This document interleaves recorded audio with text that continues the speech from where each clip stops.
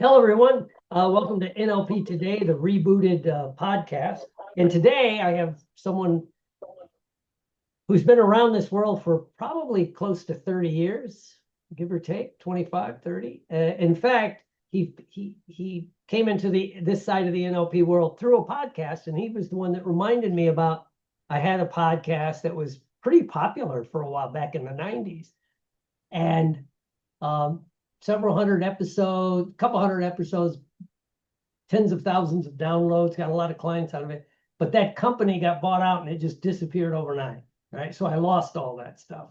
And when I say that, I keep saying, you'll hear this several times probably. Some people go, well, didn't you back it up? It was the mid 90s. I had no idea it was on their platform. So it was like, it was easier to use, right?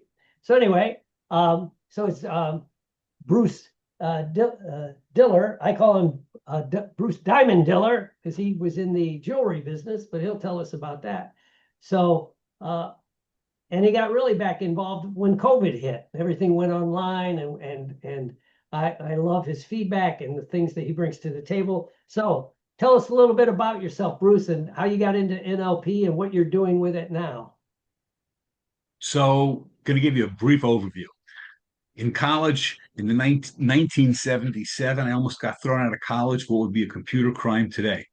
In those days, the business school, the bursar, they used the same computer. Okay, I was just lazy, so got myself into closed classes. I went from computers, working for McGraw-Hill, into a family wholesale diamond jewelry business. We were manufacturers of diamonds, cutters, importers, etc. And along the way, I always said that I was a marketer stuck in the diamond business because I loved marketing and it was great. I ended up going out on my own. And then somewhere in the 90s, I started listening to a podcast about social engineering because I was involved in selling.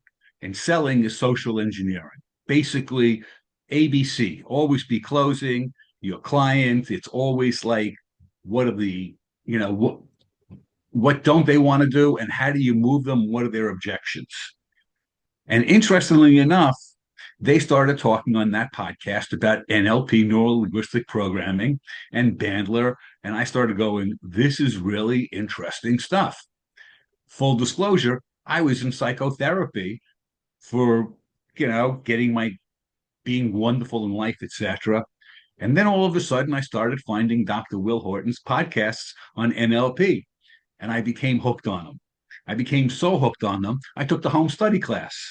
And here I was in the 90s, being in the diamond jewelry business, selling, etc. And all of my friends were like, what are you out of your mind? Do you become a therapist? And I was going, no. If I understand the human mind, I can sell to it better. And there was a group of us that were into the Jay Abraham, Tony Robbins. There was a thing called Boardroom Reports, if you remember, that was also part of that whole, and it was all about getting understanding and doing business. In fact, there was a great book by William Ury. I forgot the other part. It's called Getting to Yes, two people in Harvard. And it was really about negotiations and stuff. Well, I took the home study class of NLP and I found that mirror and matching was wonderful. I found that listening to people to decide if they were auditory, kinesthetic, or visual. And then I started applying a lot of that, listening to their words, feeding their words back, understanding how to tell people to imagine something. And I started using that in business. Well, one of my best NLP stories is here I was younger then, and I had just studied NLP. I was still listening to these podcasts, etc. And I was showing a rather large stone to a client of mine, a Fifth Avenue carriage house jeweler that's well known in Paris, across the United States, across the world. And the buyer was French, and she had an assistant buyer who was Asian, Veronique and Lily. And those that know the diamond jewelry business will know exactly what VCA I was talking about. A little plug there for them. So I'm showing them this rather large stone, and I really was just getting my foot in the door there. And the head buyer Veronique was talking about the stone, degrading it, talking about me for bringing it there. And she and the assistant buyer were just having a conversation. It must have been, in my head, it was hours, but it was probably like 3 minutes or 5 minutes. And I stayed absolutely quiet. Finally, Veronique looks at me and says, "Have you no backbone? Have you have nothing to say?" And I just looked at her and I said, "Veronique, with all due respect, I'm just picturing my name on that check when you decide that you have to buy this stone." Well, that changed our whole dynamics completely. All of a sudden, it was like, first there was outrage. How could you talk like that? I didn't say anything. And then all of a sudden, our relationship blossomed for years. But basically, I was using an NLP technique as opposed to telling somebody else to visualize it. I had to tell myself. Now, understand, I really didn't understand manifestation in those days, nowhere near what I realized I was doing. But basically, I flipped it to go, okay. And I basically visualized myself. And that was one of the best business deals. I mean, there were other stuff, etc., but that was one that always sticks in my mind. Um, I can actually give you a more current one that actually happened within the past 2 weeks. And this is not business. And I'll get back to studying NLP for business, but I used NLP for my personal relationship. Now, full disclosure, I'm an ADHD guy, ADD. Just give me the facts, give me the stuff. I'm a big YouTube, I learned tremendous on YouTube. And I play them at 1.25, 1.5 speed, just, get to the point. So last week, my wife comes home and she was out at the mall with a friend of hers, and she starts telling me a story. And I look at her and I go, all right, just get to the point.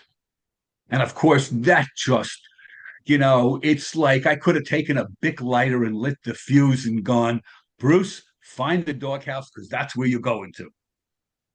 Okay. And I realized what happened. So I said to her, I said, "No, keep talking." And then I said, "You know what? I need to think like an NLP person." I started listening for her adjectives, for her adverbs, for different things. I wanted to know what she was feeling. I wanted to know what she was seeing so I could understand. So I took the step back from, hey, just give me the info like we're all programmed to today. I mean, everything today is instantaneous. AI has shown us that. You go to Google and you go for the AI mode in Gemini and go, just give me the facts. But here it was, I flipped it the other way and went, I need to listen. And now that I started hearing her words, I could feed it back to her. And all of a sudden, I saved my tushy from being in the doghouse to, oh, you really care and you really listen. Which, by the way, that happened like a week ago.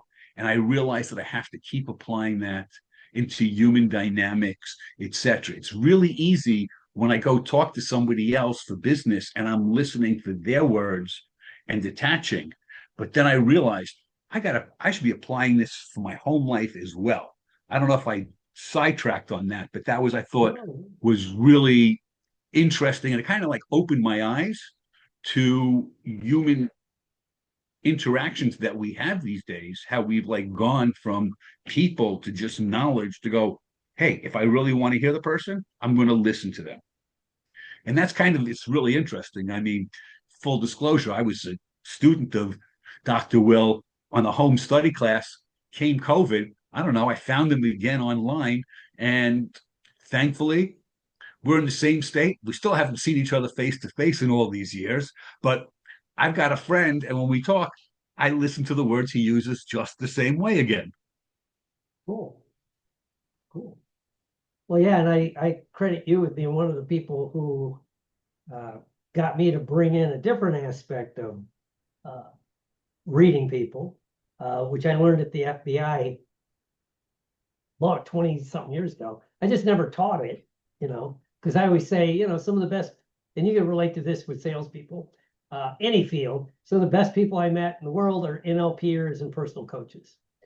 And some of the most manipulative, self-serving, evil people I've met are NLPers and personal coaches, right? And so that's my justification why I didn't write step up to the next level, because what I always say, like what we learn when we do NLP is it's like an X-ray into a human, right? It's not just the facts. You're seeing the bones of what's going on. But when you add this stuff called behavior profiling, it's like a three-dimensional shot, right? Then you can steer it a different way. So that's kind of exciting for me. It got me to go back, review a bunch of stuff, start looking stuff up. So what are you excited about learning in the future? Because you're always learning. You always like shoot me a video. You know, you and I both are big Neville Goddard fans and Napoleon Hill fans. So what are you excited about now? Now it's kind of interesting because now I guess NLP has become very important now for written and the online world. You have basically about 3 seconds to hook somebody on a video on social media. The attention span of us has gone, I don't know the numbers. I think at one point it was like 11 seconds, then it went down to 9 seconds. And I think we're somewhere at 3 to 2 seconds now of what's called bird brain. Basically, it's like very quick, let's get the mind together and let's learn it. So I think using the words, when you write, imagine this happens, you're forcing the person to now use their mind to think and to see.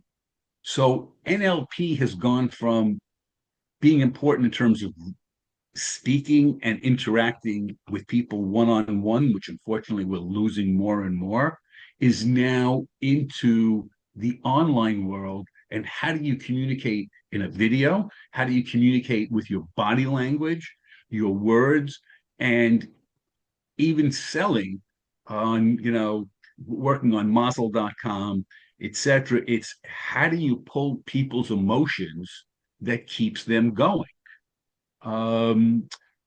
It's interesting because NLP actually helped me find a new, or I shouldn't say a new, but a project that is launching that's based on science-backed happiness, which is all NLP.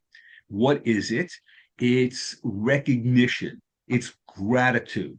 It's when we express gratitude, first of all, our brains can't have a negative thought because you only can have one solid thought that you're thinking about at a time.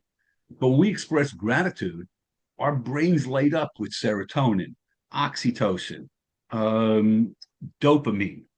So it's finding how you kind of get people to like light up their brain and work at expressing gratitude, small acts of kindness. But really, what you're doing is you're showing people that the person that says thank you, their brain is lighting up almost the same as the person that's hearing that thank you. So today, I guess what I'm excited about is using NLP to create human interactions or brain light ups that people can feel seen and heard. Today, just getting a like on social media it does it a little bit, but there's a huge difference between getting a like, getting a text, or getting something that's special that says thank you. And it's kind of like breaking out of the mold. I shouldn't say the mold, but like the constraints that we've set up, where so many people now just want to text, just want to give you a like on social media, that getting the brain back to interacting with people is what I think NLP is, at least to me, that's a lot of what turns me on today. The behavior profiling you spoke about, which is kind of really interesting because when you study NLP, you kind of get a good portion of it. And everybody else looks for other stuff outside, and we become like body readers. We don't kind of understand why sometimes, but we have it. I'm sure you've been in this situation just as I have, where all of a sudden you're in a situation, you're in a meeting, and you think to yourself, I got to get out of here. There's just something not right here. It's not a positive environment. It's like, I don't want to listen to all these people anymore. And you kind of go, how do I get myself out of this? Okay. I've been known just to get up and walk out of restaurants, but my wife can cover for me and go, he's got ADHD, he's got to walk around. Like that's the excuse. But the profiling that you've taught now has taken that to the next level. And I think that's also important in today's online world. While you may think that it's only watching a person or doing it, it's reverse engineering of how do you get them to talk. You know, as a interrogator, you try not to ask questions. You try to elicit a story. You try to tell a story and go, I know I felt that way myself. I can understand that it was an accident, the gun went off. I can understand your wife told you there was no more peanut butter, so you stabbed her 78 times. It's you're trying to elicit something and get somebody to talk about it and without questioning. And I think that profiling today is going back to go, I got to write to people as I talk because that's what they're seeing. And the same thing on a video of social media. Yeah, well, you're the one too that told me about, like, if I make a post, a video post, um, and you turn me on to some, they call apps that, like, they'll take your video, they'll caption it for you, they'll do some cool stuff. But what I'm trying to remind myself is, okay, this one I'm going to do very visual and kinesthetic toward people that are drawn to strength, to use the behavior profiling thing, right? Or this one I'm going to go kinesthetic and auditory for the people that are intellectuals, and it's the way and in this market, like you said, and I was telling somebody, they go, no, you need to make it general. I said, no, if you make it general, nobody's going to click. So if you happen to be a strength person and that one pops up, you're going to much more likely to listen. Look, you're a strong person. Not everybody's strong enough to take, and I see people kind of doing that, and or intellectual, or the other things we teach in the profiling aspect. And I know it works on me because I'm drawn toward, strength and intelligence, not so much anymore about being part of a group. That kind of left me. But if those things, it's like I'll listen to those, right? And it's why too I was thinking this. I'll get your opinion on it because it's a weird one. But if you ever, with the doom scrolling, the ones that come up that are some of the most watched, or where the people are calling out cops. You can't ask me that. What's the general? I don't answer questions without an attorney, and they keep asking questions. It's like, and I'm drawn to that because that's strength meeting strength. The police officer stand there, he's got the badge, the gun, and the taser, he could literally mess you up, But if someone's strong enough to push back and go, no, and by the way, anything I say after I've asked for a lawyer, I could tell you I killed somebody. You can't, that's inadmissible. Yes. And I'm sure you have some friends that are attorneys who could talk about that. But yeah, so it's like, so I know those because I was thinking that, like, why am I getting into this doom scrolling, right? And it's like, because it's light me up. And then the algorithms, which are nothing but how our brains work. You were talking about that. I'll let you talk about that. Like, on Facebook or TikTok or Instagram, it picks up, okay, he likes these kind of videos. Suddenly, it's almost like when you just Google whatever you Google, right? I did one on, like, 4K cameras, and it's like for weeks, it was like my feeds were just flooded with ads for 4K cameras, but it's picking up this, so scary part of AI and all this stuff is it's just modeling what our brains do. So correct. It picked up that, a lot of those videos, they're two different types of, you have these lawyers that talk about how to talk to cops that come up quite a bit. And I guess I must be guilty as you, because I see those and I watch those the same way, which is interesting because it's not only how to talk to cops, but they're telling you how to use your words to talk to others the same time. It's kind of like, we've all been in tough situations. And we've all, even on personal relationships where somebody says, "Oh, I saw you did that. Why?" And you're thinking to yourself, "You know what? I really don't want to talk about it." So you'll have to think to yourself, "Okay." And you'll go, "Well, I'm glad you saw that. What did you think when you saw that?" It's that, because you kind of like learn different things from what people talk about. The other side of it is when you see people just standing up to cops and you see them, like you see these videos where they go, "I got this cop fired. I got this person fired," or whatever. I mean, to me, I watch those occasionally too. And I kind of realize that my brain is lighting up because someone's going, somebody's standing up to authority and they're right and they held their ground and they won, which is, I personal disclosure. I mean, one of the greatest lines that I got as a kid always was, "What were you thinking?" I was ADHD, I was ADD, I did stuff, and people go, "What were you thinking when you did that?" And it wasn't until I got into my teens that I learned to say, "Evidently, not what you were thinking." But it's that you had to stand up for what you believe. I mean, unfortunately, today you got to stand up for what you believe for everything. So we won't go down that route. But it's a NLP makes you a better, beside educating you for, now I'm a business person, so I'm not the person that used it on, to help others, etc. Although we'll talk about how NLP helped me and you helped me in a whole different way that will come full circle on that. But NLP actually, when you study it, makes you a better person because you come so aware of everything else that you can't help. Yeah, you know what? If you have no empathy, if you're a sociopath, yeah, you're going to use it for evil. There's no question about it. But you're not going to stop that. The person was evil to begin with. But when you can put it into everything else in life, it really works. Um, you did a whole class on coaching yourself and coaching others. It was done together with Jeff Neal, who was Oh yeah, great. the MMA coach. Yeah. Correct. Great coach. I still follow him on Facebook, etc. Just now that really taught the power of the one's own mind.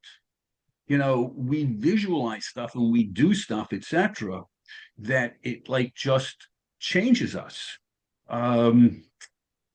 Now, about a year ago, unfortunately, while cycling, I was hit by a car, broke my shoulder, broke my arm, but worse than that, it broke my head. It broke my head from somebody who was cycling for years to, I couldn't even go and wash my bike. And trust me, I'm back to cycling. I love my bike, but it was like just, so where do I go? I go to Dr. Will and I go, "Hey, I'm broken. I need help. I know what's wrong with me, but I can't do anything about it. I need somebody to help me." So we worked a couple of sessions, a couple of hypnosis sessions, recordings, etc. And thankfully, I'm back on my bike and I'm loving it, etc. Now, 2 weeks ago, and I'm cycling off road. I'm cycling on trails, but I got to go 2 blocks before I get to a trail that's got a 12-mile trail that I can cycle on.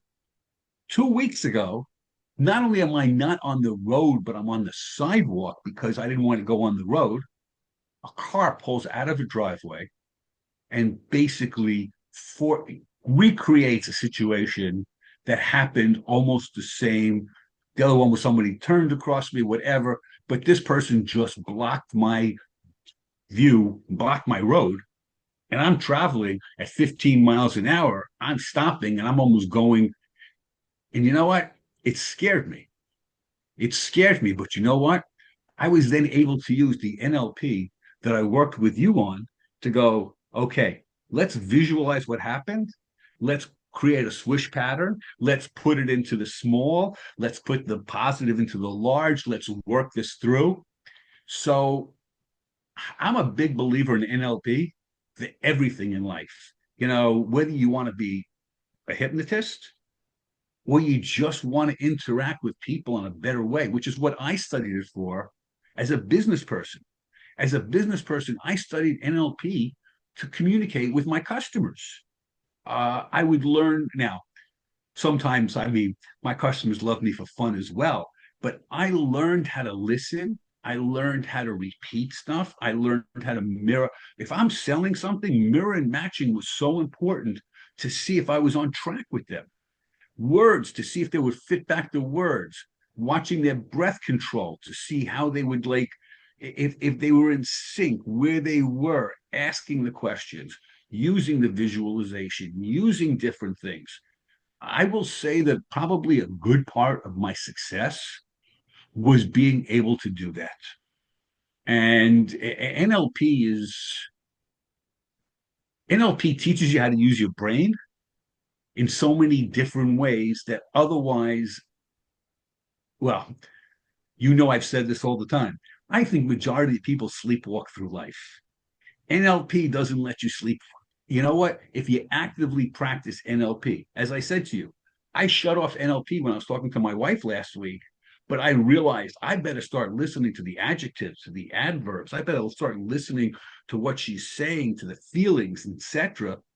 So, it does, if you're active and you want to use your mind positively, I think, I'm the biggest person to sell NLP to people to study it.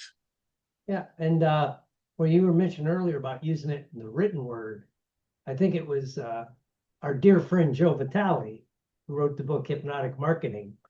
And another great book he wrote was Outrageous Marketing, based on P.T. Barnum. Right? Correct. And the other one, by the way, is Joe Sugarman, Triggers. Yeah, and I tell people when they learn this stuff, how to use the embedded commands, then they go, well, you can't use it in the written word. I go, why not? Because people talk in their heads. It's just it's an internal digital, as we'd say in the old classical NLP. 90% of the people, when you're reading, you're talking in your head. And then you have the skimmers. People just skim the thing. Then you have the chunkers. And every once in a while, you get somebody like my wife's one of those. She'll read every line. I'm a skimmer. Unless it really gets me, then I'll go back and start. Oh, okay. So yeah, it's that stuff fascinates me when I see it. And it's kind of like, remember we were talking up until you still see a few those real long form sales letters that would go on and people would make fun of them, or the long form videos that they're not working as much as they used to, because like you say, after like 10 minutes you're like, but maybe it lights up my ADD, right? But the long form sales letters, which I still use a little bit of that, it's fascinating, because you said too, it's like you pointed out, there was one I pointed to and you said, oh yeah, and it'd have a whole paragraph, didn't say like buy more, buy here, and then buy here. And I bet you if it was Joe or Tony Robbins or one of those, they were tracking which paragraph got the most action. Then they would revert. Oh, it's brilliant stuff. And that's all, what we do. Even on the long form stuff, people may read the first line. They may scroll down going, hey, if this is really long, there must be a lot of info in here. So they scroll and they keep scrolling. You don't know which paragraph they're stopping at, that they're reading, that the buy button is underneath. Yeah. I did that in a different kind of way. I used to buy back a lot of secondhand diamonds and jewelry from people. That wasn't majority of my business. Majority of business was wholesale, but people would come and I learned, and I would say to them what fair market value is. Fair market value is what a willing buyer is willing to pay somebody without any encumbrances and no pressure. And I would explain fair market value, jewelry value, all the different market values of jewelry. People would hear it, they'd hear my offer, and they'd want to shoot me. So then I figured out, you know what? I'm going to give them this whole speech and explain it to them. But then I created a one-page thing that I would then hand somebody to read while I was looking at their jewelry or at their diamond. And I would watch their eyes a little bit through the thing, because even if I was done, I'd wait. And it was so amazing that if I said something, they heard it, but it went over their head. But if they read it, it was the Ten Commandments. And all of a sudden, changing that increased my buy rate. And that was all NLP, playing with the human. I use the word playing with the human mind. I don't mean it in terms of like a sport playing, but it's like utilizing the different triggers in the mind to get you there. And Yeah. it's Yeah, you told me that story before, and I would my default would be when you read it, you're reading it in your voice. So it's not like you're telling me this, I'm telling me this. Oh, okay. that's exactly it. It's like the person's talking to themselves, so it must be fact. And that's kind of like some people may say that gives you an unfair advantage, but no. All you're not doing anything different as long as you're not doing it to harm anybody. You're only doing what the person's doing to themselves. Oh yeah. And NLP is a very interesting kind of,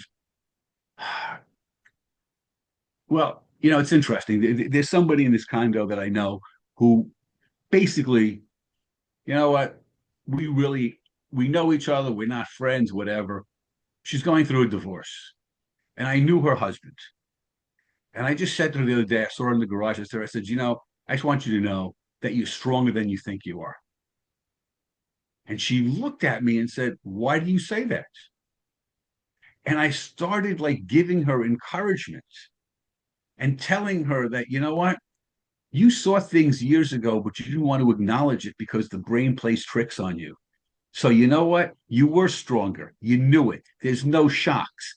Believe you're stronger than you are. And being able to give somebody some encouragement. I mean, she walked away like thanking me profusely. And before I would have talked to her, she would have gone, I don't like him. Well, yeah. Yeah. I've heard other people say, like what you said about it brings you out of trance. It doesn't teach you to put people in trance, brings you out of trance. But it's also the magic we can do with a situation like that. The other day at the health club, I was talking to somebody who had experienced a loss. So we talked a little bit, kind of like, and just changed their mood just slightly. That to me is the true power of it. Yes, it's getting the big sales deals. Yes, it's helping somebody overcome alcoholism or change their diet and all that good stuff. But it's the little interactions on the human level. Because now what is it? And you pointed it out once too about the epidemic of loneliness, true connection with other people. And then somebody goes, we're the most connected. No, we're not. We're the most linked through these, but we don't have connections anymore. So I like you go to the health club, or I go to Planet Fitness because it's close. It's like, and I see the same people there at this, and they're just, and it's like, because that's connection. They have a shared thing. They're in there working out. Not everybody in their 50s, 60s, and 70s work out. I like to see it because there's a few guys there. It's like, I want to look like that when I'm 75, 6-pack abs, big buff, you know. But yeah, it's that connection. And I think this kind of stuff does that. Tell us about a client or something where you kind of had to fire them, because I say that, I preface it with the caveat. I hate when I watch podcasts where somebody, especially if they're a coach, they go, I've never failed. And I understand maybe if they'd have kept working with you, but the ones you go, it's just not worth the time. Yeah, I had a customer like that who I was so he ran 3 stores in Ohio, and rather he, now this goes back to the late 90s, early 2000s. He was probably doing $2.5 to $3 million in each store. So you can imagine the amount of diamonds and jewelry he was selling, etc. And it got to a point of where it was like I was doing business with him, but no longer did he let me live. It was just a matter of where he turned the relationship into all of my relationships with my customers, I should say all, but 90% were friends. You helped them, they helped you. It was like, it was a business relationship. It went way beyond that. This changed and this became a, you have to do this for me. You have to do this for me. And I would have these discussions about, well, I like to do it for you. And then I finally got to the point of where I went, you know what? I don't think this marriage is working out anymore. I want a divorce. That's exactly what I said to him. And that was it. Now, it should come as no surprise that he was going through a divorce himself, and maybe that changed him, which is why I would say to him, I want a divorce. Because when I said to him, I want a divorce, I knew that I was playing on his head like one person, and now I'm doing this. It was like, okay, but I knew it from NLP and the way I discussed it. But you know what? At first, I was trying to think, you know what? Empathy. What's he going through? But you get to a point of where you go, I can't help this person, and it's just taking me down. I got to walk away. Yeah. I can also tell you that, fortunately or unfortunately, I've gotten people out of my life the same way, where there were people that were acquaintances and you kind of had a relationship with them. And it took me until my 40s to understand this, that if I can't improve the quality of somebody's life or they can't improve the quality of my life, we have no reason to be in each other's life. I mean, I could use our relationship that became mentor, friendship, etc.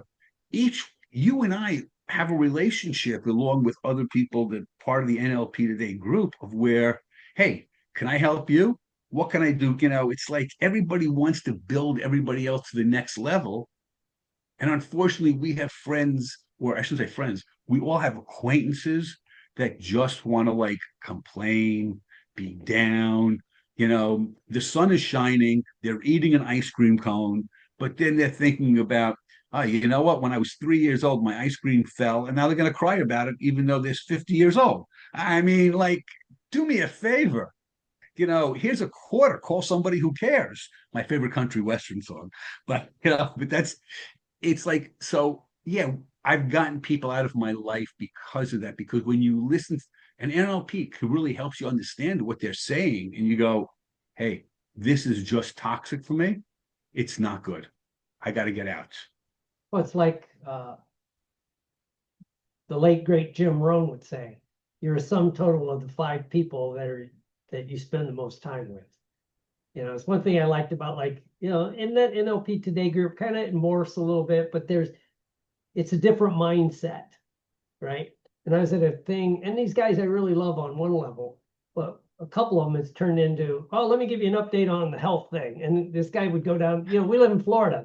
And finally they asked me, and I go, well, I can tell you how to stop that. And they go, really, how? I go, quit going to the doctor. You don't go? I go for my physical at the VA because I have to stay in the system to get my money. But, it's like, because my friends that are doctors say, avoid us. There are so many.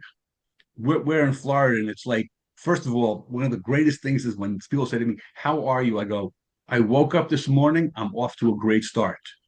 Now, if you want to look at people with a blank look on their face, like, huh? I have to process this and really think. But it's like people are happy when they get medication because it's like saying, I don't have to do anything about it. It's like, I'll just take this pill. And I'm Yeah. the opposite. I'm like going, what can I do not to do it? Yeah. Cool. Any closing remarks for our listeners out there and that are listening to NLP Today? Um, yeah, listen to what other people say and listen to what your own mind says. Because as you said, we both have gotten very much into Neville Goddard and the way we talk. the way we talk to ourselves, the way we talk to others, and the way we listen to others. And to me, NLP is like the foundation of human dynamics. Cool. And, business wise, it's one of the greatest tools you can really, if anybody's in sales, NLP is the one that teaches you, is the one that shows you how always be closing, because your mind is always working to get the sale and to work with the person. Yeah. Well, in fact, I got into NLP. It was in the early 80s. Because you couldn't find a hypnosis class. There was no internet. We got to remember those days. But they were running these little NLP for sales seminars. It was starting to take off in that, right? And I don't want to say Tony Robbins, but it was that style. So that's what brought me in. And then it went very clinical for a while. Now I see it's going back to the business aspect. Well, Tony, if you listen to Tony Robbins is all NLP. It's all NLP. It's all hypnosis. It's all word usage. It's really guiding you. And, as they say, there's nothing new under the sun. Yeah. So it's like you study Bandler, you study NLP, you study the early days, you're going to hear Tony Robbins all over the place. Oh, yeah. Well, and I was just talking to somebody we both know, Dr. John, and I said, well, if you read Tony's first book, Mr. Robbins' first internet, it's still a bestseller, by the way, Unlimited Power. All it is a basic NLP course that he redid with stories. Yep. Right. And that's what, and he quit talking. And the other reason he quit talking about NLP is he rebranded it for marketing purposes. And I've heard him say that's basically it. It's still just NLP, so cool bean. I remember reading that book.